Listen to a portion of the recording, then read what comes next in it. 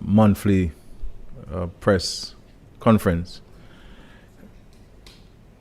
I want to also thank the members of the press for being here, as well as all of our friends across the globe.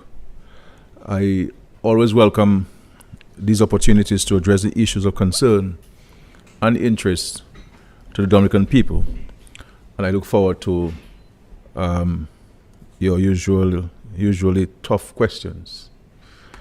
I first wish to state my condemnation and that of the government of the attempted assassination of the former President Donald Trump over the weekend. I hold firm that violence and the incitement of violence in our world and society and should be condemned by all. We must learn to respect and uphold the expression of diverse views by all. We wish the former president a speedy recovery. I also wish to inform the nation that the 2024-2025 budget address will be presented on Friday, July 26th.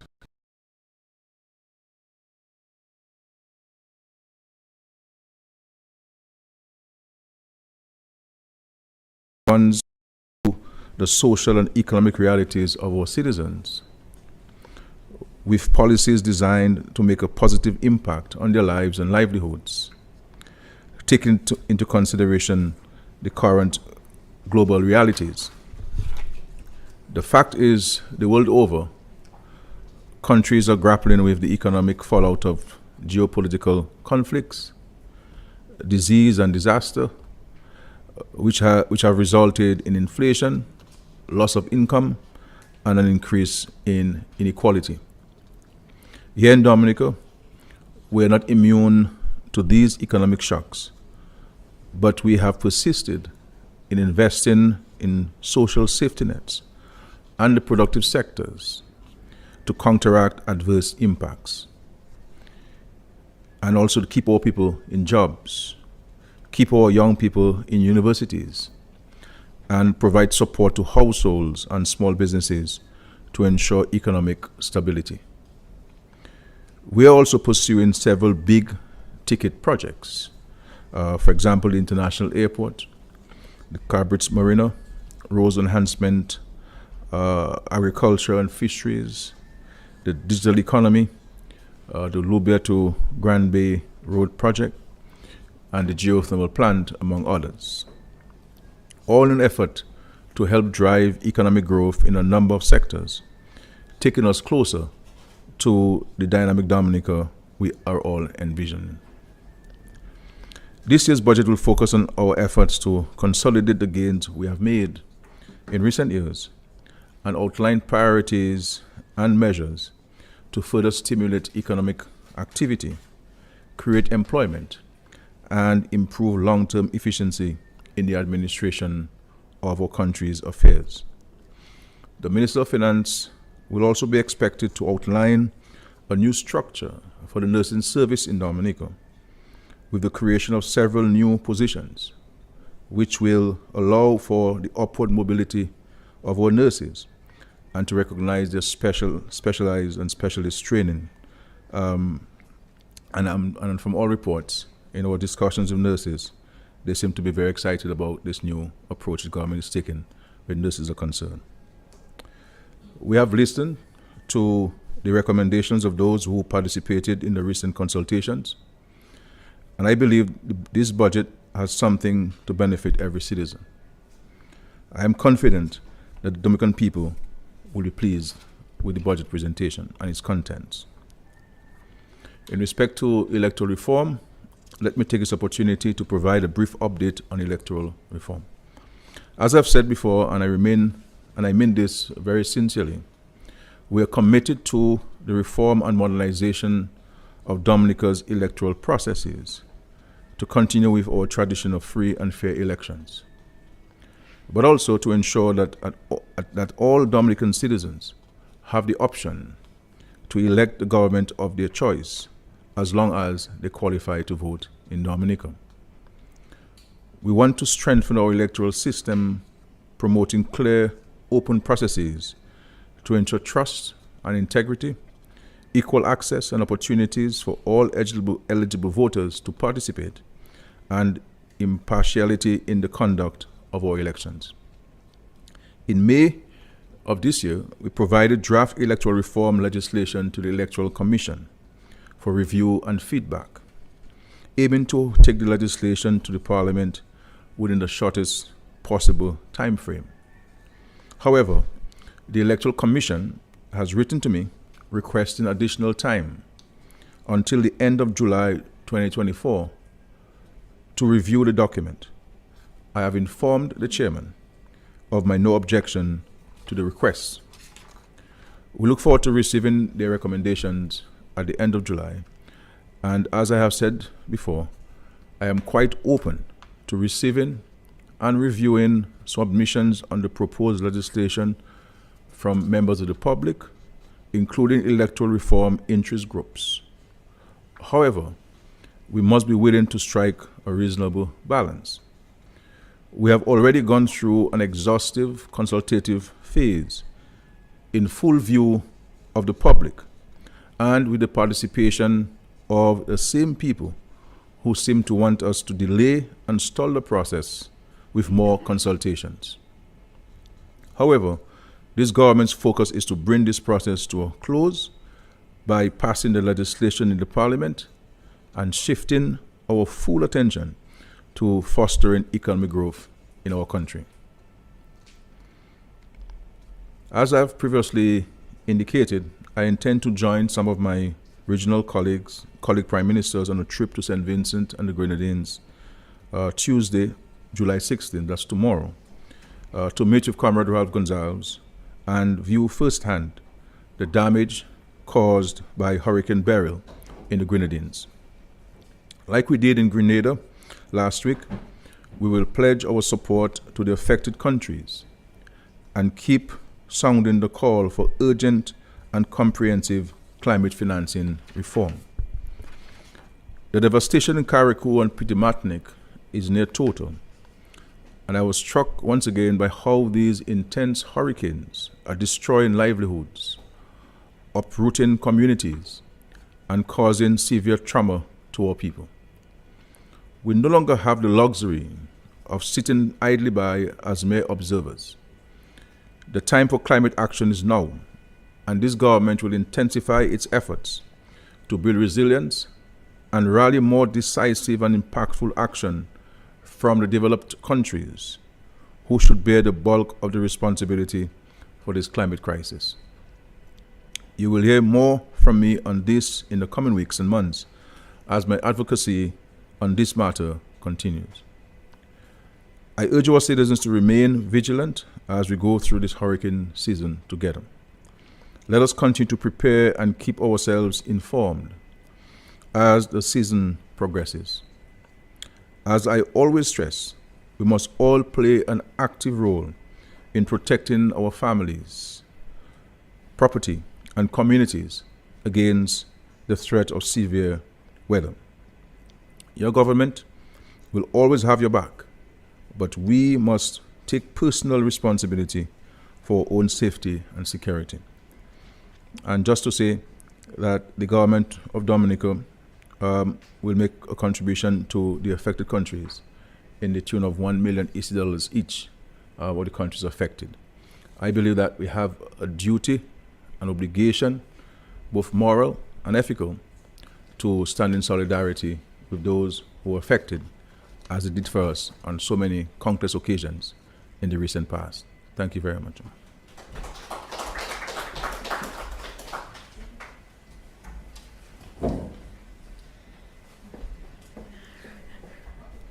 Thank you, Prime Minister, for your introductory remarks. At this point, we open the floor for questions from members of the media, starting with Carlisle John Baptist of Nature Isle News. Thank you very much, Madam Press Secretary. Mr. Prime Minister, government is owing a debt of $140,000 to the credit union, that is the Central Cooperative Credit Union for rental of that building, Discover Dominica.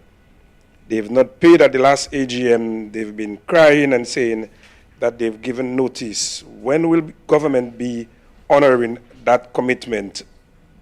That is one. Domlec.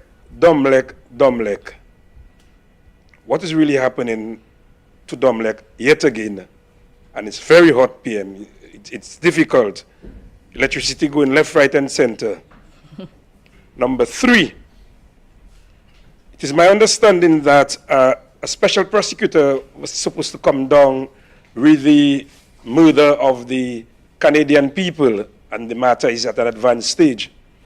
But information reaching me indicate that payment has not been forthcoming to the special prosecutor, and as a result, he has not been on island, and the matter, which is supposed to start or continue sometime next week, seems to be at a lull. Can you give us an update on that, please? I will come back after Curtis for my second shot.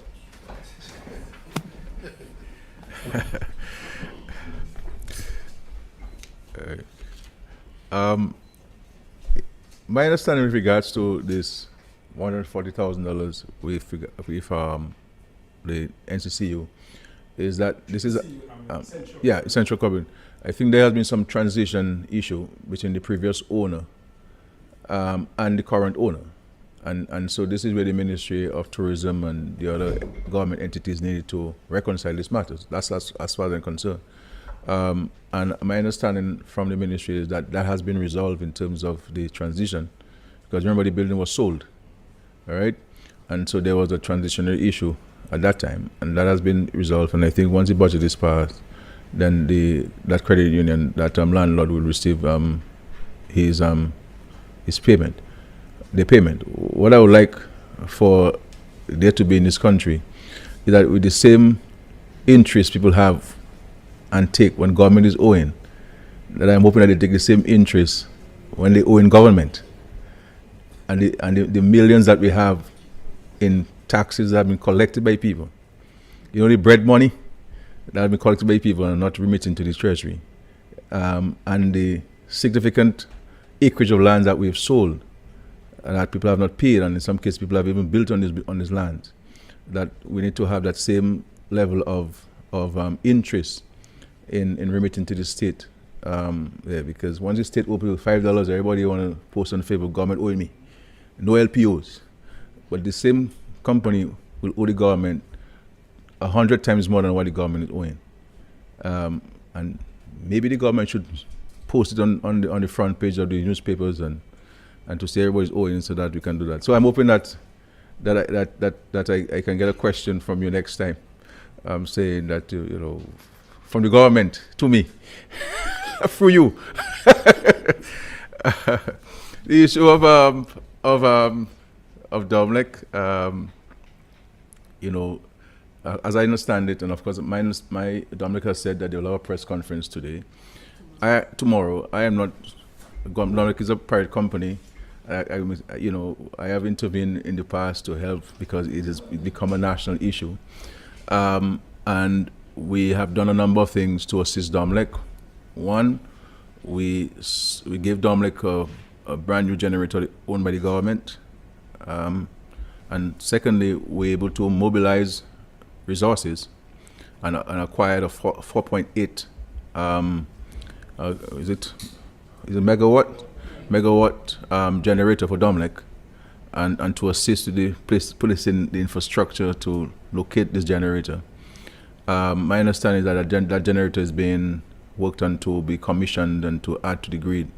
But I believe the main issue, as far as the reports I've seen from Domlec, is that the hydro went down, and of course has placed a strain on the other diesel generators. So this is where it is, and of course I'll leave the details for Domlec to address to the nation, because I think they have a duty, an obligation, to answer to the public on what's going on and what actions they're taking to have the situation remedied. But as you know, when this situation came about sometime last year and I intervened, we were able to bring the matter under control and stabilize it for a very long time. And of course, we also, Domlek paid for that, but rented the 2 or 3 generators from American company to assist with the generation of electricity. And just to say to the public that both interventions of the government, that is to say, government giving to them like the generator from government-owned generator, we have not charged them anything for that. Though they do charging us for every kilowatt hour we spend, and maybe even overcharging us sometimes, I think. We don't charge them for that, and neither have we started charging them for the generators that we purchased for them. And we intend to charge them because they have to pay us, I think. But we have not imposed ourselves on it because we wanted to keep the cost of electricity down, because if we add this, then it's going to be added to your electricity bill, and all in effort to the government setting aside. So just to give you, now, these generators that we bought for Domlek, this generator was not budgeted for, but we had to intervene, and that's money we could have used to pay some people we're owing. But to ensure that we can generate electricity without interruption, the government had to intervene. So these are some of the practical interventions the government has had to deal with over the years, in the last several months, which were not budgeted for. It's not our responsibility, but to ensure that we can stabilize the generation of electricity. In that case, we're able to supply it. But in respect to the current situation, I'd rather leave it to Domlek to speak to the nitty-gritty of the issue. And then I'm hoping that they'll have the press there, so you can pose your very direct questions to them, which you usually have. Okay? But I'm hoping that my response to you satisfy your question for the time being, as I leave it to Domlek. The issue of the special prosecutor, I'm not aware of the points that you have raised, and I don't know them to be factual points that you've raised. The special prosecutor that we have used is a decent gentleman. He's from Trinidad.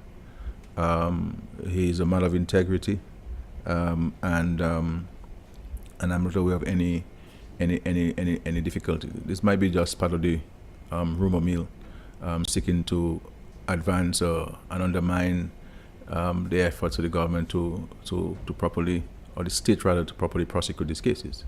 And so I leave it to the Attorney General to respond on the specific matters. I don't like to discuss matters before the court. No, it's not. It's not. What you're saying is not factual, and so on. So that's not factual. The case, the services of the prosecutor is not at risk. The services of the prosecutor is not at risk at all. Not at all. Okay. All right. Curtis, please. Yes, Prime Minister, good morning to you. Yeah. Curtis Matthew from PBS Radio. I have 2 questions in this first round. My first question is on campaign finance reform. In 2023, Prime Minister Skerrit, you said that the Treasury of Dominica would not fund any political party during campaigning for an election. That was said in 2023, and of course that was during the consultations on electoral reform. In recent time, though, you have said that you and government, you all are not really opposed to campaign finance reform. You're not opposed to that. And certainly that matter is being discussed by CARICOM heads with a view to going ahead with it, so to speak. So CARICOM heads, you've stated in recent time, they are in fact looking at campaign finance reform. Is that, Prime Minister Skerrit, a departure from your statement made in 2023? Second question, on a sports council for Dominica, we've seen that announcement has been made. Billy Doctrove, I think I'm told, is the one chairing the new sports council. So that body has been formed. I see some other prominent names on the council. What, though, is your vision, Prime Minister, for a sports council for Dominica? I'll come back again after Matt Peltier.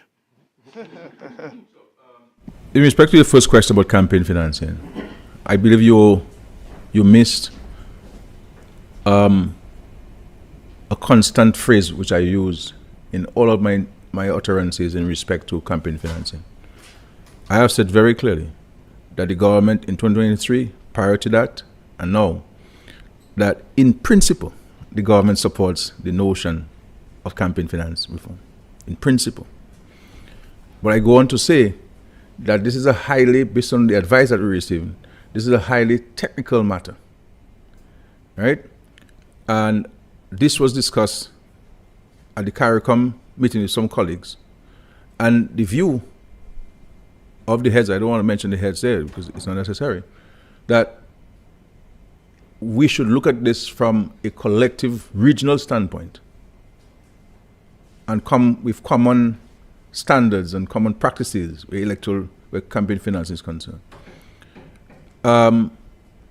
My point about the Treasury is this. I don't believe that taxpayers' money should be used to finance campaigns in our countries.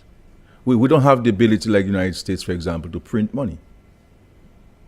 And what are you going to have? Politicians are sitting there idly by and don't make any efforts to raise funds, and the taxpayers must pay for lazy people to run elections? No. And the point I'm making in respect to campaign financing was never an issue raised in respect to electoral reform. As a matter of fact, there were two issues raised in the past by the opposition elements in respect to electoral reform. One, the list was bloated, and we need to cleanse the list. And two, voter ID cards. It was the government's considered view, and based on international direction and practice, that countries which had voter ID cards were moving towards national ID cards and replacing that replacing the voter ID cards. And we felt that if we're going to introduce an identification card to vote in Dominica, that we should bring one that would have multiple uses, especially within the OECS, for example, where you were able to travel in the OECS with a national ID card. So you will to use this. And if you have multiple uses and continuous use of this card, it is more than likely that you will keep it on your person and in a safe place, rather than using a card only to vote every 5 years.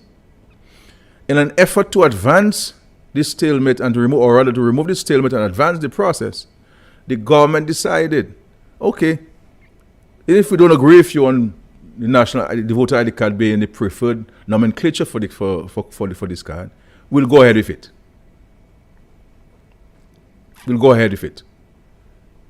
And I can tell you, even within my own party, people who are opposed to this. As a matter of fact, the majority of people with my party are opposed to going to voter ID card.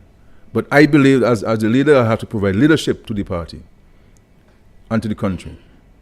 And I said, no, let's go with it. And then the other issue was the voters list was bloated.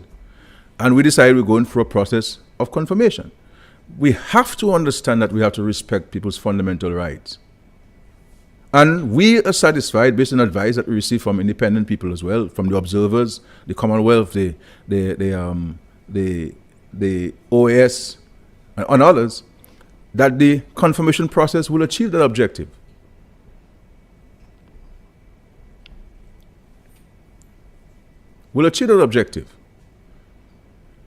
And so, every time we seek to make progress with regards to advancing and concluding this issue of electoral reform, the opposition elements will come up with something else. And now it is campaign financing. And I am satisfied the vast majority of Dominicans do not believe that this is going to deny people to vote in and deny an opportunity for free and fair elections. And our view is, you don't need to amend the Constitution at this time to address the concerns of where electoral reform is concerned. Because if you look at the reports from all of the observers, it never impinges on constitutional reform.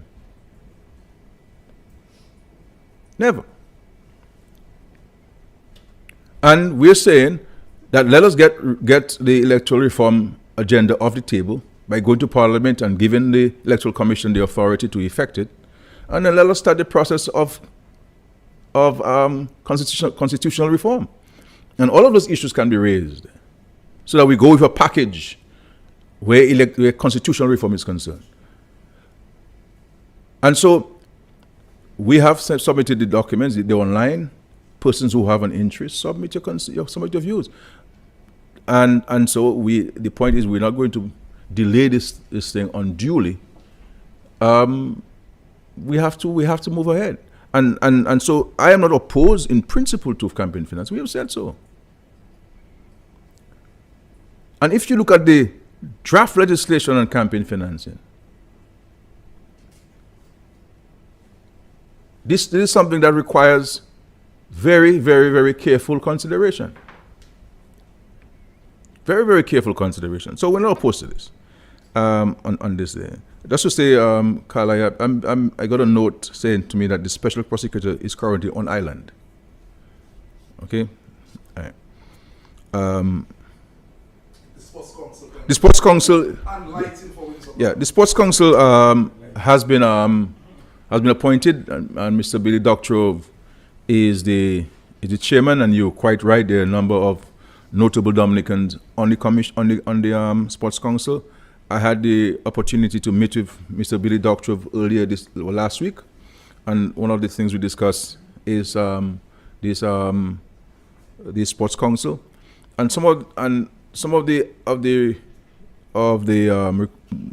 functions and the responsibilities of the Sports Council is, one, to look at the legislation, because legislation is an outdated one. I think it's 1976, and so we have assigned a draft person to them in the person of Mr. Laron, who will work with them in the redrafting or the drafting of new legislation to bring into effect the new legislation.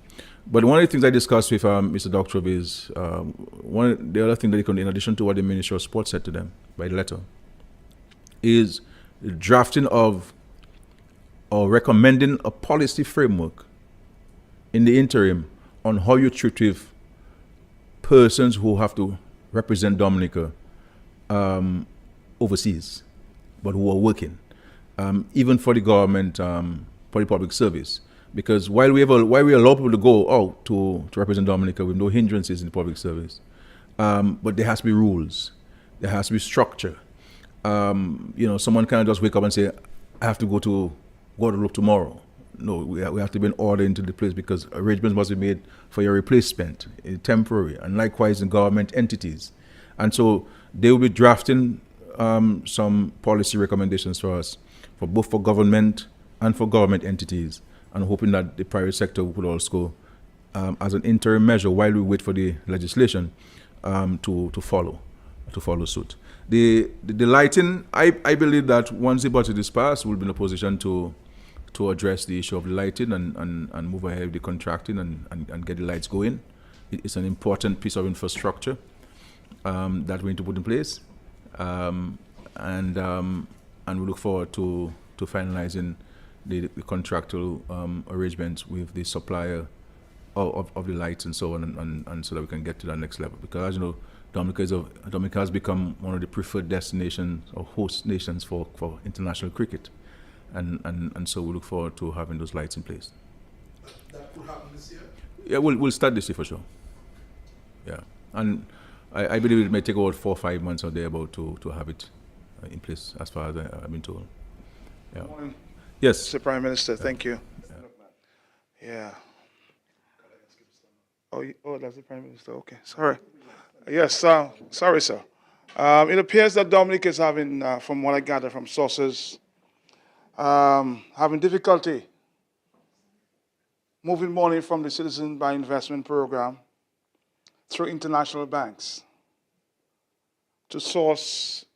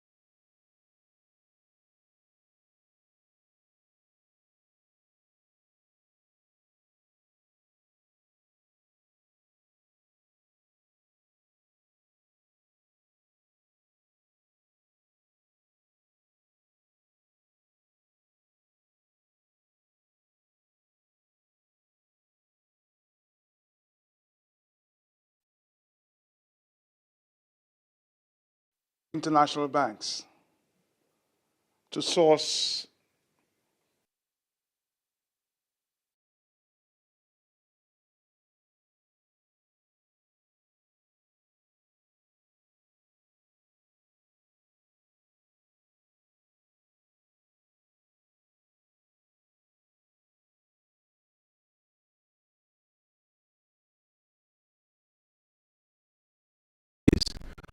correspondent banking services. None. You know, it's very for developing countries like ours. And similarly to with regards to climate change, and I do not believe that our citizens appreciate and understand the complexities of this world, and so when we speak about these things, people must not see it as if it is a government issue. This is an everybody issue, because if you do not have correspondent banks, you're unable to trade with the rest of the world. You understand? You're unable to trade with US currency, unable to trade with euros, unable to trade with pounds, unable to trade with any currency. And therefore, it's absolutely important that all of us, and I've said so to the private sector entities when I meet with them, I say, look, you have to speak on these things. Because if you do not speak on these things, and we in the Caribbean, we end up losing correspondent banking services, that's it for your business.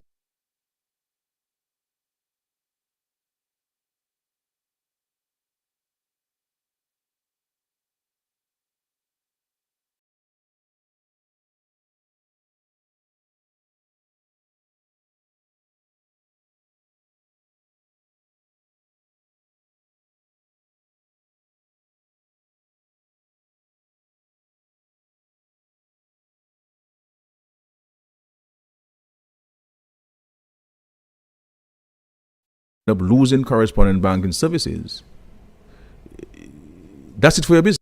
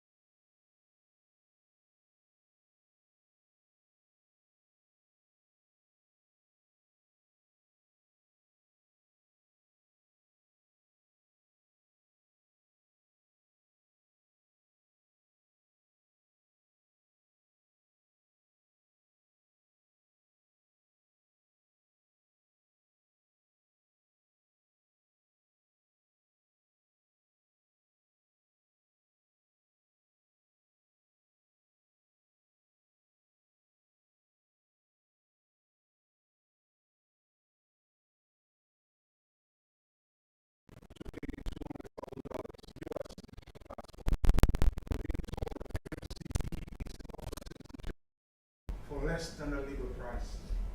What is the government doing about this? If in fact that's Our plain view to anybody, that before you engage yourself in acquiring Dominican citizenship, you need to advise yourself and be advised of the legal prices. in terms of the SRO, which is on the government website. I made it very clear to everybody, to the world. I said so at a conference in Grenada. I said so at a conference in Dubai. I have said so on every occasion. Anybody who we are presented with evidence to show that you acquire citizenship for less than the legal fees, your citizenship will be revoked. Simple as that. Okay? Simple as that. And this is a question that the due diligence firms are mandated to ask during the interview. How much did you pay for the citizenship of Dominica? That's a central question that's been asked with every applicant. And so anybody who acquires citizenship less than what is required to be paid, you'll be revoked. Seems that they've started this load shedding issue again.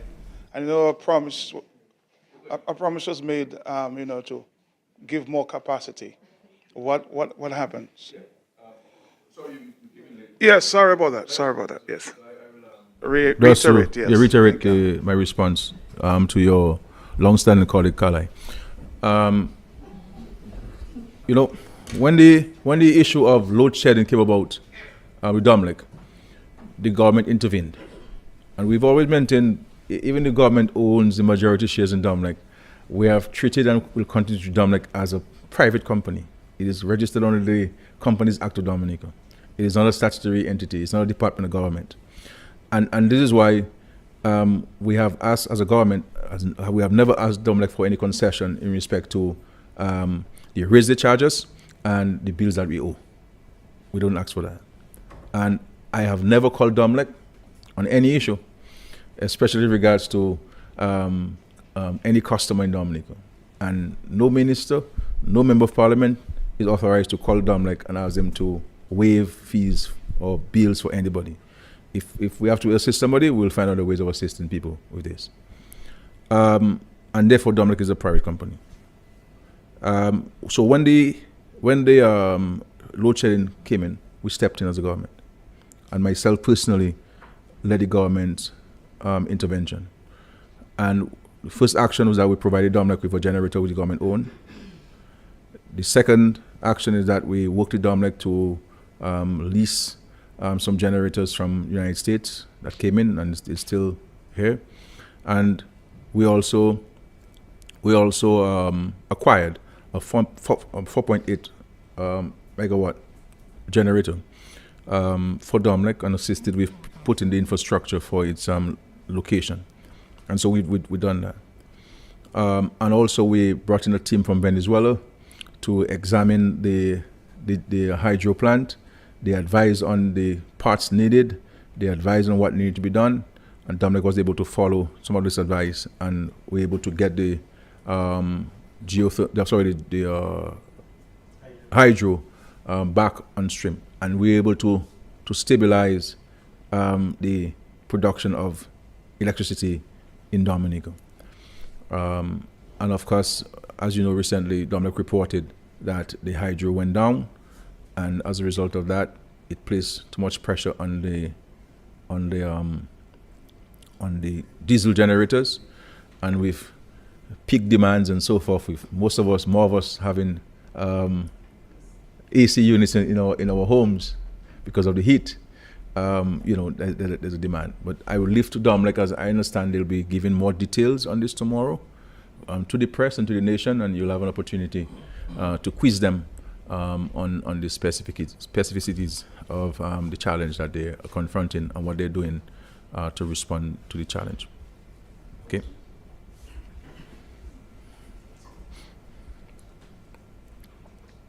There seems to be another Meul Choksi kidnapping issue in Dominica.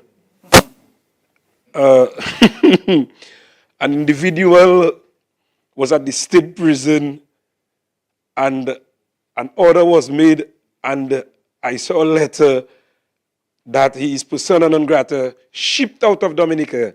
And mind you, he has a Kitishan passport. And the police purchased a ticket and shipped him to St. Martin Whatever he may have done, that is okay. You know what I mean? But whatever he may have done, I mean, yes. But the point is that why is the police not going through the legal process to get things done? Why are they going through the back door? And this is not helping Dominica. So due process was not followed. Can you address us on that, please? And people are also PM crying on that water bill from Dowasco, that kind of high bill, that just, I don't know, it looked like Dowasco want to make $1 million in quick time. And the other issue is the hospital, medication. And nobody can tell me otherwise. I went to collect medication and I have evidence that pressure tablets.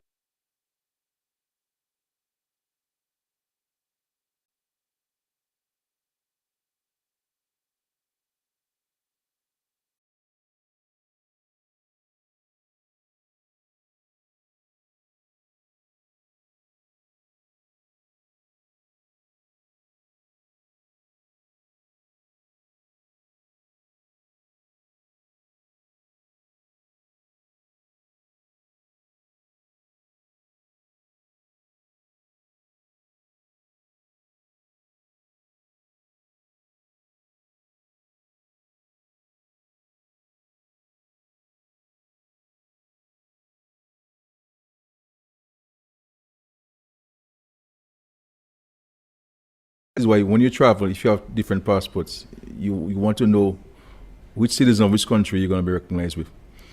Because if you're an American citizen, you're a Dominican citizen, and you travel to, let's say, St. Kitts with an American passport, if something happens to you, they will call the American embassy.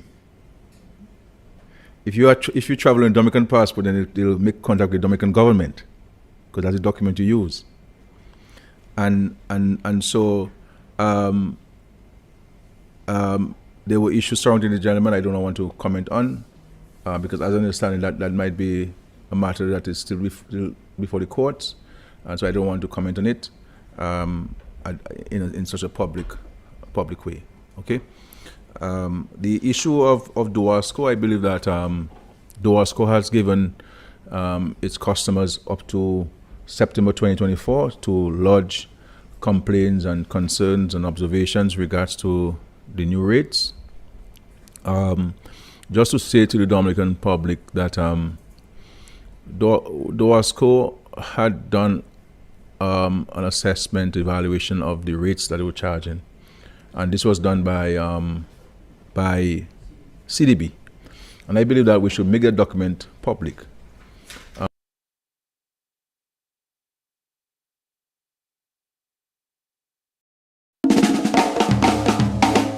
How to film yourself. This is a topic I've seen covered by a lot of people. However, I do have some insight that'll offer a unique perspective that I think you're gonna wanna hear. In 2023, I filmed a total of 213 videos, some long, some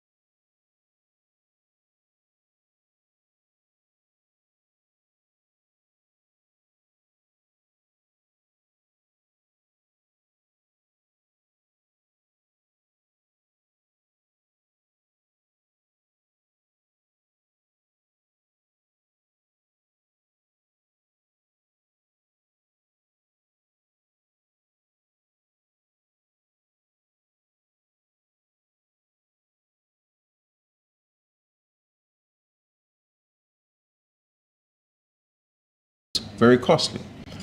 And when I became Prime Minister of the country, there were suburban areas in Dominica with no pipe-borne water.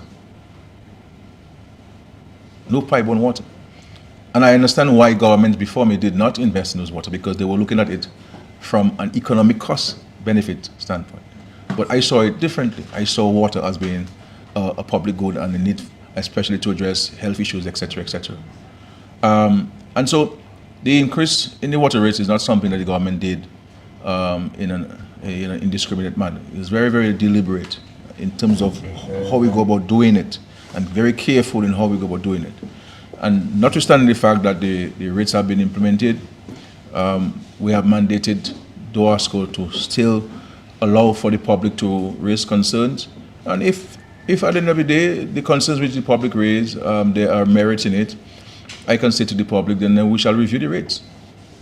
But I believe that we may need to let some few months pass to see how it's going to work and how it's working, so that we can make adjustments where the adjustments are required.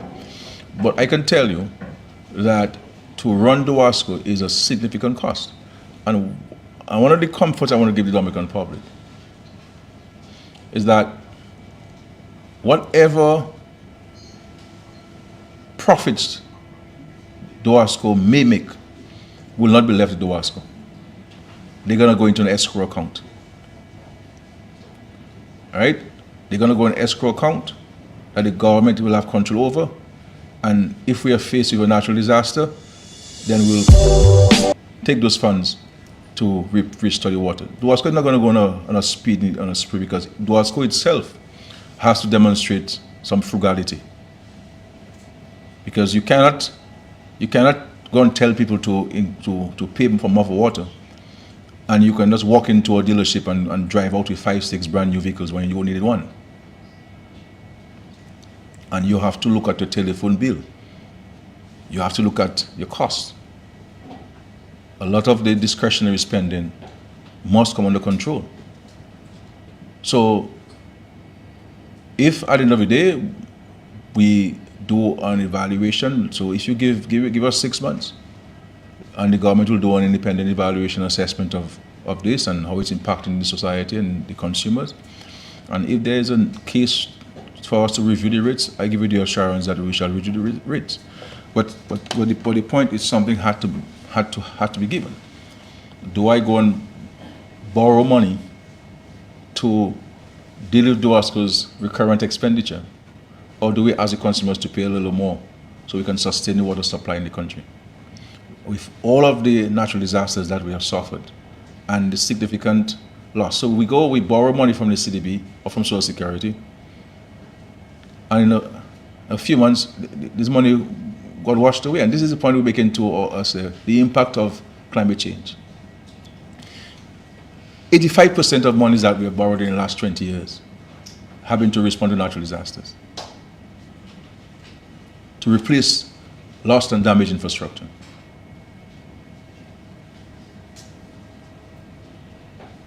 And so people can understand the pain that I have as Prime Minister of this country, and my sheer frustration with the developed countries, and the injustice that they are meting out to us in this world. This injustice that the developed world is meting out to us is akin to slavery. It cannot be right. And it cannot be only governments who talk about these things. All of us must speak about these things. And in Grenada and St. Vincent, these developed countries, they will express empathy. Oh, we're sorry. Oh, my heart is broken. Your heart can be broken because you're the cause of it. And we do not want empathy. Grenada and St. Vincent need money now. Barbados' entire west coast has been destroyed, and it's relying on beaches to survive. 90% of the fishermen in Barbados have lost their livelihoods. 90%. And you know how difficult to get insurance for this fishermen. So the main selling point of Barbados, which is beaches, have been taken away. in less than half an hour. And I look at the people in Carriacou and the circumstance and everything flat. You know? So these are the challenges that we face with. And so it's causing the cost of running the country to be higher. And this is why sometimes you will hear the government hasn't paid this person or the government owing that person. It is as a result of a compounding of challenges. Because, you know, even after Maria, we didn't have the problem of paying people. Even after Maria, we didn't have the problem of paying people. We were paying people, even people who do not work, we were paying people. We were paying the salaries for private sector employees. Then you have COVID, then you have these geopolitical challenges where nobody is seeking to resolve the conflict between Russia and Ukraine as if, well, everybody, the developer is okay with it and let us send more arms, let us give more money. And St. Vincent doesn't need $2 billion now. Yes, they will welcome it, but can you give them 100 million? If the Prime Minister of Grenada were to get $100 million, he would do a lot of it. You know, a lot of it. So this is where it is. Now, issue of the hospital. We have examined the situation at the hospital. And I believe the issue of the hospital with regards to drugs and pharmaceutical supplies is more one of communication or the lack thereof. I'll give you a classic example. During the preparation of the Hurricane Beryl, there was a report from the Ministry of Health officials to me. Because I take my responsibilities, so I went to, so they reported to me. And they said to me, Prime Minister, we do not have drug A, we don't have drug B, we don't have drug C. I said, well, how many you don't have? You mean we don't have at all, or we short, or we fall short of the threshold that's required, and so on? Tell me we don't have. So I said, okay, well, it's a Saturday. I said, let me end the meeting there. Go and check for me, and whatever you need, if you need it, I will find a way of fetching it because I can't go into a hurricane without this, and report back to me on Sunday morning. Sunday morning, they reported to me at 11 o'clock Sunday morning to tell me they don't only have the drugs, but they have more than what they need.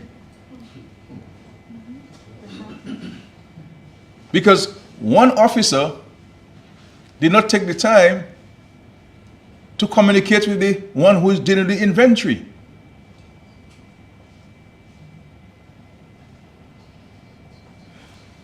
And just to say to you, Carla, I have asked and I found out that we do have the hypertension medicine at the hospital. We do have. At the hospital there? Yeah. And they sent to me the inventory was done. This is the inventory was done on the weekend.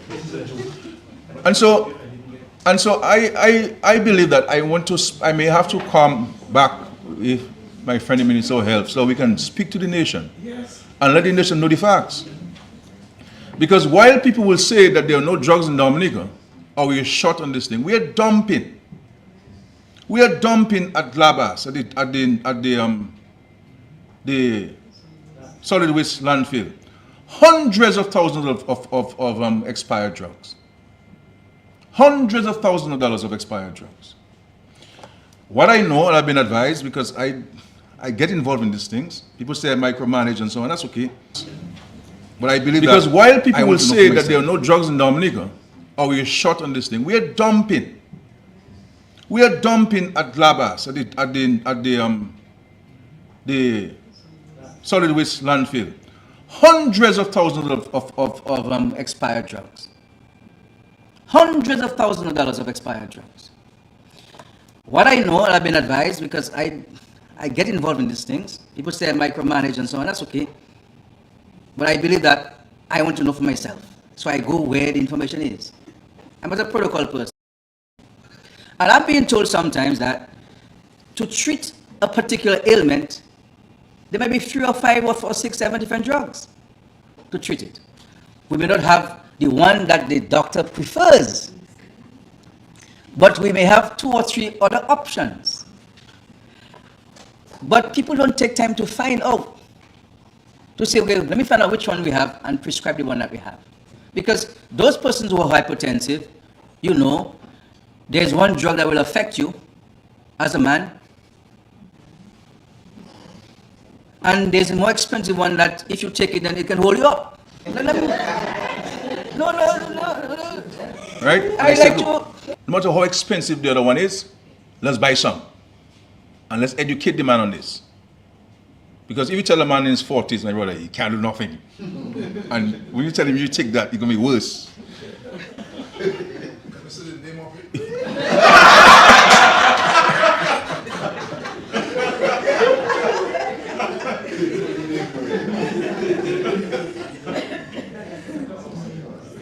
You understand what I'm saying? So we're not saying that there are times you fall below the threshold, or you're waiting for a shipment to come and it may be delayed, and then your supply may be delayed and you may be below the threshold and so forth. We're not saying that. And so what we have done, and we're doing in the Ministry of Health, is that we're restructuring the CMS. We bring in additional staff, new positions, more staff, and we're also improving on the inventory system. So we brought in, because I want to know, when people criticize the government, no matter how outlandish criticism is, I take it seriously, no matter who criticizes the government. And so we brought in the OECS PPS, independently of us, to come and examine the situation for us. And so the issue of the dumping of drugs and so on, they're the ones who told me that in the document.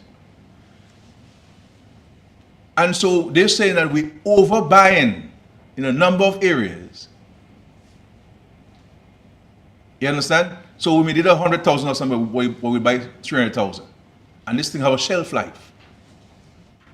And when a drug expires today, my brother, you can't get it somewhere tomorrow. You understand? And so we owe some suppliers, and we have placed in the budget estimates that amount. And once the budget is passed, we'll amortize and pay everybody who we owe. Every man jack. You understand? But just to say, remind the country, when it comes to health care, my brother, this government and myself as the Prime Minister of this country, we've always put it at the center of our economic and social development. Always. And the investment we have made, and I want Americans to be careful. Let us not create a situation where there is none. Because when we give impressions of something not working when it's really working, we run the risk of allowing people to have that in their psyche. And they may not want to go and get health care. And the reality is, I have been to the hospital many times. Many times. And the extraordinary work that's been done at the hospital is amazing. You saw Daniel Lugay, the former member of parliament, you know, member of parliament. All fairness to be honest this time, to say publicly that he went to the Dominica China Friendship Hospital, the eye clinic, the Bender Stratford Eye Clinic, and he came from being blind to seeing. He said he was blind in one eye for many years. I didn't even know that. And he said that that surgery he did in Dominica, at the Dominica China Friendship Hospital. And there are so many positive stories, my brother, that if the doctors to stand up and to say the facts, you'll be amazed of the kind of things that doctors and nurses and ward aides and the whole hospital structure, the Ministry of Health are doing at this hospital. Amazing work. I'm not saying everything is perfect, but we cannot say that things are not better where healthcare is concerned now than it was 20 or 25 or 30 years ago in Dominica. We cannot say that. And when it comes to shortage of stuff, if we have to charter a plane to go and get the drugs, I'd rather, trust me, we'll do it. Because we believe healthcare is important and so forth. So Carla, I will, Dr. Mark is there, so we can tell you which one you better take. All right. The better, Curtis, the better one, yeah. Yeah, the better one. The better man.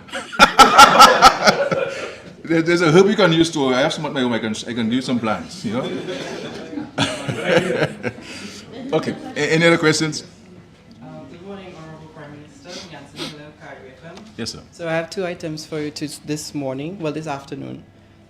Given that Dominica has signed an MOU which doubles the price for our CBI program, how does that affect the program and the country's economy?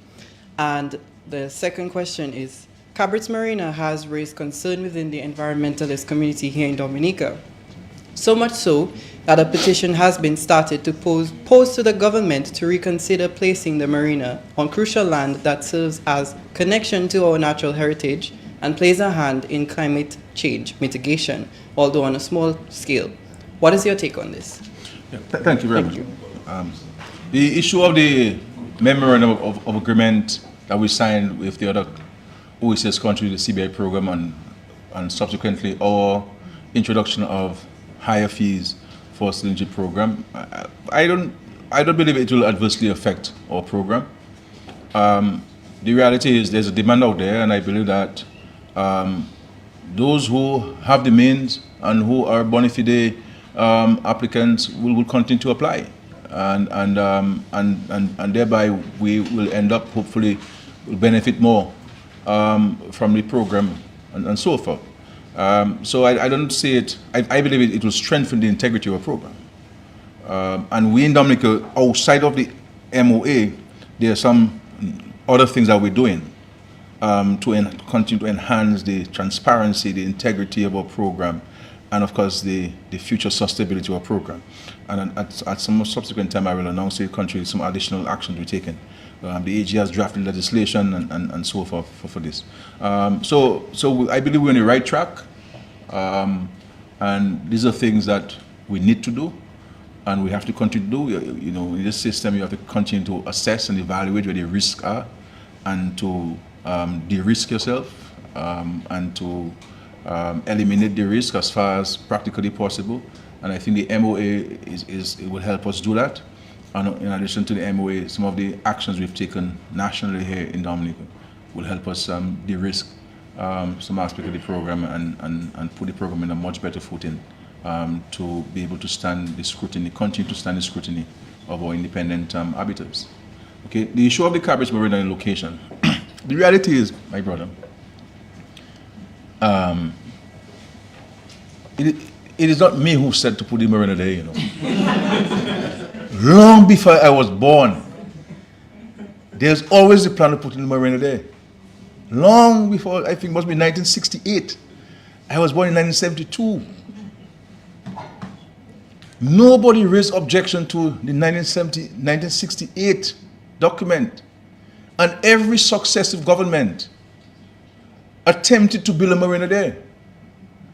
As a matter of fact, in the Eugenia Charles days, on the other side, by the Moroccan Hotel, we gave the land to, ACAT, and ACAT wanted to cut part of Dominica completely off Dominica and create an island. So it is not a two-day thing. And if you go to look at document, I saw a document that Dr. Honeychurch presented some years ago, even along the foot of the Cabrits, they were recommended to put villas there. You know, villas. And the Lord gives us these things not to cause us to be poor, but to make responsible use of these things. And in every national park over the world, across the world, you have hotels and restaurants and theme parks in those national parks. So people benefit in job creation for this thing. So it's not a two-day thing. And so if people genuinely have a concern, then come to us. Say, Skerrit, look, I want to talk to you. When can I meet you to talk to you about our concerns about the marina? But when people go on the right to international organizations, and they don't have the, and if you want to us to know you're right, you should copy us. They don't copy us. Then the people send a copy of the letter to me saying, we received this from Dominica objecting to the marina. You remember the United Workers' Party wrote to UNESCO and others when we were building the Kempinski Hotel and objected to this. And if you go to the Hansard, because you look like a bright fellow, if you go to the Hansard and you do the research at the Parliament, at the time that we went to Parliament to get the approval of the land, you will see what the opposition people said. I believe Thompson from there may have been a senator back then. And the person leading the charge against this was Senator Baptiste. Read what they said against the marina, against the hotel. The reality is all of us who know Portsmouth and who know the swamp area, this place was a dump. That's where people were dumping rubbish for centuries. And as a matter of fact, where we're going to put the marina, we had approved, and you, sorry, not me first, Dame Eugenia Charles first had approved for the Americans to build a marine base for the police there. And we adopted it. And we even had a groundbreaking there for the marina. The American ambassador came down there, we went there and so on. Unfortunately, we had to relocate it and we told them, let's put it towards the Cabrits area.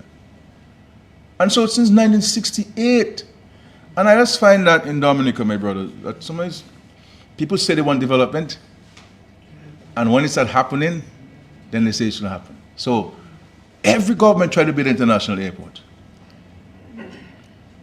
Now we hear people who say, well, why do we need an international airport?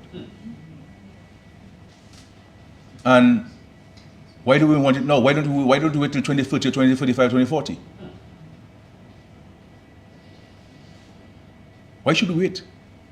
The young person who waiting for an opportunity doesn't have the time to wait. The farmer who wants to increase his sale doesn't have tomorrow to wait. The small business owner who is planting flowers in the valleys and bells doesn't have tomorrow to wait. And if we have an opportunity to do these things now, why should we do it now? When it has eluded us for several decades. And I say to people, don't look at me, the one leading the charge of doing it. It's not about me. It's about the country. It so happened to be that I'm the Prime Minister of the country advancing these projects. But it's not about me. I believe, and we all believe in Dominica, that these things will help with the continued transformation of the country. And so, if they have concerns, we're more than willing to sit down with them and to hear their concerns and so forth. But this is a 1968 recommendation. It was not 2024 recommendation. And I do not believe that there's any government in the history of Dominica outside of Liberal government who has taken due recognition and cognizance of the environment and us in this government. None. And for me personally, nobody can tell me about my commitment to the environment. I practice it. I don't talk about it, I practice it on a daily basis. And so we're very mindful of that, very, very mindful of that. Yes, Matt, please. My final question. Yeah, please, thank you. A recommendation was made earlier this year by the International Monetary Fund to reduce the NEP wage bill by 33%, or $16.7 million. Yeah. How do you intend to address that? That's the IMF, that's not me speaking. That's the IMF speaking, that's not me. The reality is, the NEP, National Employment Program. But that was a recommendation coming to you. They're free to recommend whatever they want to me. Yeah. But I'm not obliged to accept it. And I want to say to Dominican people that the NEP is playing a crucial role in the advancement of the country. I mean, and there are different components to it. The NEP people who provide care to the senior citizens of Dominica. The NEP people who provide afternoon classes to a lot of the children who are slow learners. The NEP people provide beautification and cleaning services to the entire country. And that's if you ask me, the beautification and cleaning of Dominica is one of the most important tasks. Most important tasks. And I will be the first to accept, and we've started that process, of examining the NEP with a view to improving its efficiency. And I believe through efficiency, we can reduce on the cost of the NEP, but not necessarily reducing on the NEP in any significant way. The NEP, as long as this government is in office, is there to stay, because it is playing a crucial role in the society. So we're not going to touch it as a policy position of the government. We will continue to examine it and improve it, because one of the and what we have said to the minister for the NEP and the cabinet subcommittee that has been appointed is for us to go back to the original mandate of the NEP, because one of the original mandates of the NEP was that especially those who are on the job attachment, you really should be showing efforts at seeking employment, permanent employment. Then you also have situations where people are working in private sector entities for many years and have not been appointed in those organizations. And therefore, we're going to be having a conversation with a lot of the private sector entities to say, this person has been there for 9 years. Why haven't you absorbed the person as a permanent staff? So these are the kind of things that we're looking at. But in terms as a policy framework and so on, I don't believe in taking a knife and passing a hot knife and passing through the NEP and just cutting it indiscriminately. So are you brushing aside the recommendation to the IMF? I'm not brushing aside. The IMF is free to recommend to me what they feel to recommend. The IMF doesn't live in Dominica. I live among the people. And I know how important the NEP is to many families in Dominica. And I know what it means to those who are employed, and I also know what it means to those who are receiving the services by those who are employed on the NEP. And it is significant. And so the IMF is in Washington. I walk the streets of Dominica. And so while I have great relationship with them, I have great respect for them, not everything they say to me I accept. They look at things and find it me, they look at things from a fiscal standpoint, a dollar and cents standpoint. I look at human being standpoint. Yes. A government must have a heart and not only concerned about fiscal stuff. Fiscal stuff is important, and we've been very responsible, as you can see. We've been very responsible government, but we also must be responsive. And at a time when cost of living has gone up for people, this is not a time for us to send anybody home. We have to hold this train and do what we have to do. Cut on things that we don't need, like telephone use, overseas travel, and these things I'm going to cut on dramatically, so that the monies can be saved and those can go into paying who we paid in Dominica. And so I'm going to cut travel for government officials by 70%. 70%. Yeah. Take note of that. Yeah. Yes. Prime Minister, can you tell us when construction of a geothermal energy plant will begin? And once in operation, do we get the impression that electricity rates for Dominican consumers will be slashed? So that's the first question. The long-standing issue between the Dominica Air and Seaport Authority and stevedores, that long-standing matter has been around, and I know you have spoken on it. I know, in fact, you have met the stevedores a few weeks ago. Can that matter be addressed sometime this year? Yes, sir. And can you at least tell us what the government is doing now in terms of visa-free access to the United Kingdom? Thank you very much. Yeah. Okay. The issue of the geothermal, I've got a report there. We have received on Ireland the first batch of power plant components, and that was transported to the site on July 10th. Okay. The commencement of power plant civil works is expected this month, July 2024.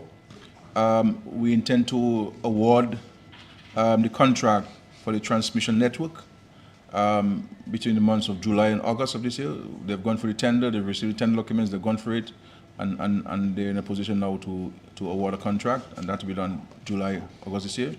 And the projected commissioning of the power plant, we're looking at December 2025. The reality is this is why we've been investing, and I'll be the first to admit that we spend an inordinate amount of money. And if you ask me, plenty money on this geothermal project over the last 20-something years. But we have been committed to it because we have been advised and we're satisfied that it can help reduce the cost of electricity in Dominica.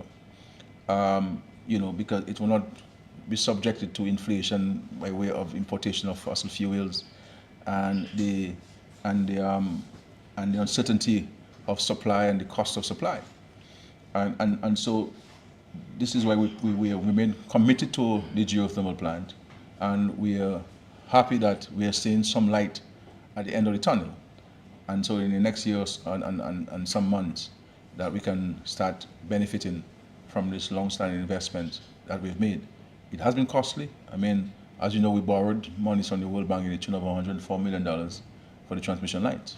That's just one component, So it's a significant investment. And so our hope and prayer is that we can successfully complete the implementation of that project, and that Dominicans can see the benefit of this investment by way of reduced electricity bills, both for the consumers and for the private sector entities. And those persons who run private businesses know of the cost. If you have a supermarket and you have to run this cold storage 24/7, it's a significant cost. And if you have a hotel, and then when people go in a hotel room, they leave the doors wide open and the AC is still on. And you understand the cost of that. It's a huge cost. Energy is a major cost affecting everybody, both domestic consumers and of course commercial consumers. And our effort is to harness and to maximize the use of renewable sources of energy to generate electricity for us in Dominica. So we look forward to December 2025 during the commissioning. I think you asked me about the airport and whether seaport workers stevedores. Visa-free access to the Yeah. UK So and the stevedores. So the stevedores. I'm satisfied that we will conclude this matter way before the end of the year. And I am satisfied that the stevedores will be happy at the end of the day that finally this matter has come to a close. And I have inserted myself in the process, and I will give certain directions at the appropriate time on that. The issue of visa freeze, we continue to work with the British government. We received a letter from the last Minister of Home Affairs, Mr. Cleverly, on this, and it was a very positive letter. There's one outstanding ongoing matter that we have to bring to some conclusion, and we're working on that. There's been some pushback from a legal standpoint, but I believe that we're going to be pushing a little bit hard on it. We'll be writing to the new minister to update her on what we have done and what we're doing, and to respond to the letter of her predecessor on this matter. So I believe that all things considered and the tone of the engagement with the UK government that we've had over the last several months, I'm satisfied at some point we will be able to see visa-free travel to the United Kingdom. And of course, some of the additional actions, which are not actions that they ask us for, or anybody has asked us for, but we should believe are important for the sustainability and the improvement in the transparency of the program that we are doing by ourselves. We believe that those actions will place us even a stronger position to make a case for the reintroduction of visa-free regime between Dominica and the United Kingdom. So we remain hopeful, and we continue to engage the UK government in a respectful, transparent manner. Okay, the people of Portsmouth, they want to know the street lights on the coast in terms of replacing it, and also on the eastern area, northeastern area. They want to know what is the update on work on the netball facility in Portsmouth and the link road, Petit Savane, etc. Can you give us an update as to where government is at this point in time? I'm the pilot now for Portsmouth, so I'm asking questions. Yeah, I am sure if they asked the parliament, she would be able to give them all the response to this, because she's been spearheading the indoor facility. So we have approved for the indoor facility for Portsmouth that would have an indoor basketball court and also a multi-purpose court, have it covered and so forth. And it was also been built at Benjamin's Park. But when we started to dig and to do the soil test, we recognized that the Benjamin's Park was still very waterlogged. As you know, Portsmouth is below sea level. And we had to look for a new location for the construction of that facility. You would have seen that we built some tennis courts there already. But the indoor facility, which is a huge facility, the size of what you see in Massac, but in a more modern style. We have found a new location, we've acquired the lands, and then we have given the contractor the go-ahead to commence. So I believe that work should commence in the next week or so on this indoor facility for Portsmouth. With regards to the street lights, you know, I mean, we spent millions of dollars to put street lights across Dominica. And the reality is, if you go to the United States of America, you don't see any street lights in any rural communities, you know. But in Dominica, you have street lights in rural communities, the furthest point in Dominica. And we place street lights along the entire length and breadth of the west coast of Dominica. And a significant number of them have been stolen. And you know why they steal them, Calais? You know, guys are planting marijuana. And the grade of marijuana they have require some heat and some light. And so they, no, I have not told them to plant. No, I never tell them that to do. You mustn't say, you mustn't repeat gossip, you know, come on. I tell them, but don't repeat gossip. And so people are still in the street lights for that, the solar components. And I mean, so millions of dollars have gone to waste. It was such a beauty to see all the street lights along the west coast and across Dominica, you know, and the bases that you see cost a lot of money, man. When I saw the contracts you come to me as Minister of Finance, $450,000 there, $800,000 there to a contractor to put those bases, you know. So it was a huge cost, and all of these things, you know. Then you have to now find monies now to replace those, and now monies that you should be doing some other things in the communities, you know. So these are the kind of practices that we have to deal with. So we spend millions to purchase the street lights, millions of dollars to purchase the street lights. We spend millions to erect them because they're not cheap to erect. You understand? And then we have to find millions now to replace them because of vandalism and theft. Courtesy, your final question. I must give courtesy after. The road, Pidi Saban. Well, you know, the people of Dalis told me, and they told the PAL rep, Dr. Williams, who is here with me today, that if she does that road for them, that if she put that bridge for them, that's it. There's nothing else Dalis needs whatsoever in the rest of the term. They say, PAL rep, if you do that, you'll be the best PAL rep Dalis will have ever seen in our history, both pre and post independence. And this PAL rep joined forces with the PAL rep for Petit Savan, right? The fisheries expert. And these people will come to my office every other day, advocating and pushing and pushing. And I can say that they have done a fantastic job as PAL reps in advocating on this matter. And what we did is we have these Bailey bridges from the East Coast Road, which belong to the government. And Mr. Gadakan Company agreed to erect it for us at no cost to him, no cost to us. Okay, and so they've joined forces with us, and the bridge is near completion. We will do the approaches, the concrete on both ends, and the main structure of the bridge is up. I'm hoping to visit there with the PAL rep soon. But I can say that these two PAL reps have been on top of the action on a daily basis.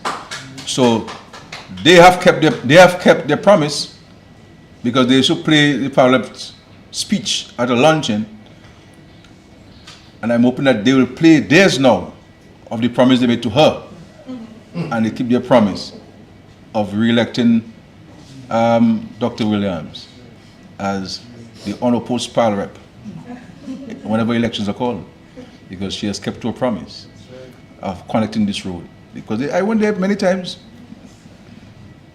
Many times, you say, if you do that, I tell them, well, what about housing? I'm scared of housing, don't worry about housing. I tell them, well, what about the farm access road? Tell me, scared, that come later. I said, well, what about housing lands? They say, no, we're interested in that.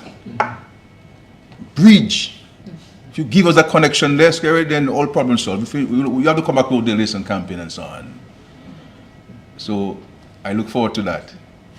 I look forward to that. What a wonderful way to end the press conference. Goodies, okay, you have a question.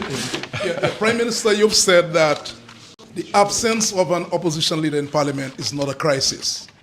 But the question is, how do we resolve that matter to ensure that Dominica has a leader of the opposition? Yeah, I hear people talk about it, we have a constitutional crisis. To me, a constitutional crisis only comes about if you don't have a prime minister and you don't have a president. I mean, the leader of the opposition has some limited functions in the constitution, where the prime minister is required to consult with the leader of the opposition. Outside of that, there are no executive roles of the leader of the opposition. All of the others are parliamentary roles. Outside of the consultation to appoint the chief of police, or the chairperson of the Police and Public Service Commission, and a couple of members of the commission, and electoral and others and so on. There's not really any other matters really, executive roles. So we don't have a crisis. If you recall, Curtis, after the 2009 general elections, we had no leader of the opposition for several months because Mr. Prevost was not prepared to support Mr. Edison James as leader of the opposition. And this is why they ended up with the compromise candidate of Hector Sparks John. That's how Hector became the parliament rep, the leader of the opposition, because Mr. James and Mr. Prevost were not seeing eye to eye. And so Mr. James refused, Mr. Prevost refused to give his support to Mr. James. And so Mr. James, avoiding embarrassment, did not want to pursue because Hector was supporting Mr. James. But Mr. James did not want to go, and with 2 people out of 3 supporting him, himself and Hector. And so they came to a compromise of having Hector John as the leader of the opposition, but for several months. And so there being no leader of the opposition, when I would have advised, Dr. Liverpool was the president at the time, I would say that I'm unable to consult with the leader of the opposition because there is none. And the president was obligated to proceed with my advice, you understand, in the absence of leader of the opposition. And the same will happen. The reality is, managing governments and being in a leadership position and managing political processes is a very challenging thing.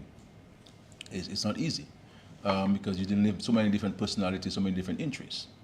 And this is manifesting itself, and this is symptomatic of the Workers' Party.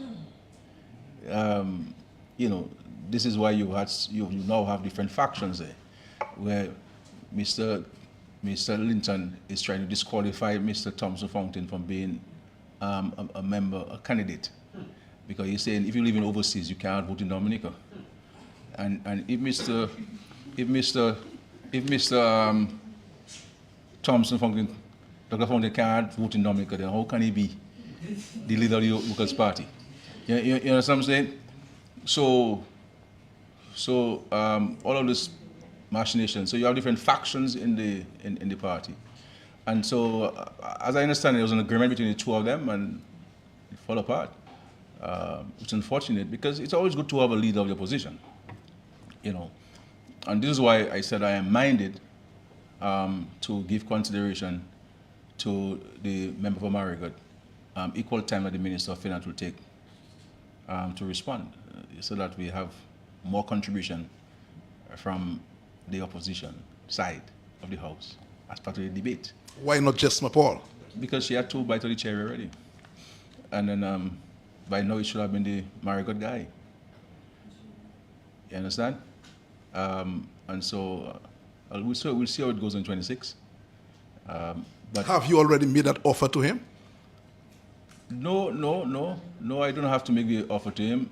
We'll just present it in the Parliament, and if he accepts, he will he will speak for equal time. If he doesn't, then he'll speak for half an hour. But if he has more than half an hour of things to say, then he might take the time, I don't know. But you see, politics is serious business, eh? And these things happen when sometimes people don't come into this thing for the right reason. You come to serve, and serving is difficult. This is a vocation. A vocation. This is a job you get trained nowhere for. And you have to have the empathetic spirit entrenched in you. Otherwise you'll have problems. But if they allow me, I can sit with them and see how I can negotiate with them to solve the problem. The other, so I don't know. I'm offering my services to them in conflict resolution. And but it's not going to affect the government functions. And you see, I said, within the Workers' Party, there's some talent, people who support the Workers' Party. There's some talent, there's some bright people there, there's some people who mean well. Can you name names? It's not necessary to name names. But the problem they have in the Workers' Party is that these people are not using their skills and their talents, right? To advise people, advise themselves. They advise them from a vantage point of hate and envy. This is why, no matter when elections are called, the Workers' Party will lose, because they do not have the entrenched ability to properly advise themselves. And so they have allowed so many of their kind supporters' investments to go to waste. You understand? When you're in this thing, you have to understand, it's not about you, it's about the people who have invested their time and their resources and their efforts and the sacrifice into this thing. And you have to do everything possible to ensure that you at least give them some hope and confidence. Continue to talk briefly about the snap election, is that possible? Snap? No. I mean, I am,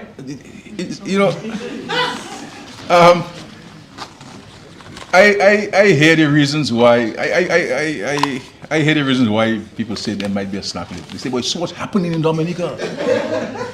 All these projects, they've never seen that before. Well, you see your Skerrit there, boy, and all these projects, and Skerrit met the pot workers, he met the nurses, he met with the police, and he met with the medical doctors at the hospital, and and something up. With all of these projects happening,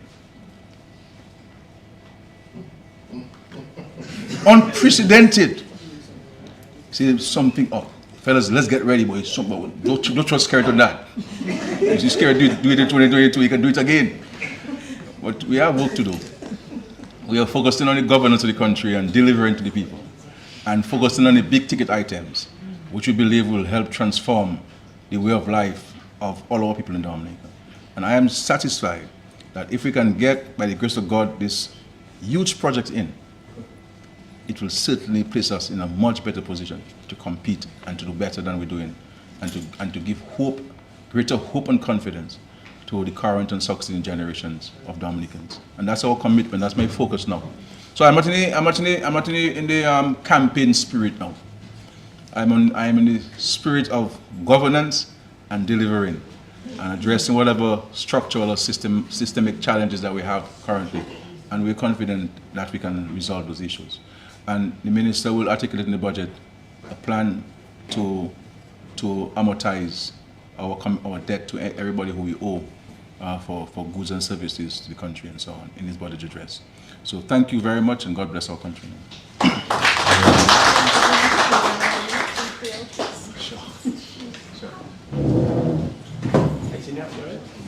Yes.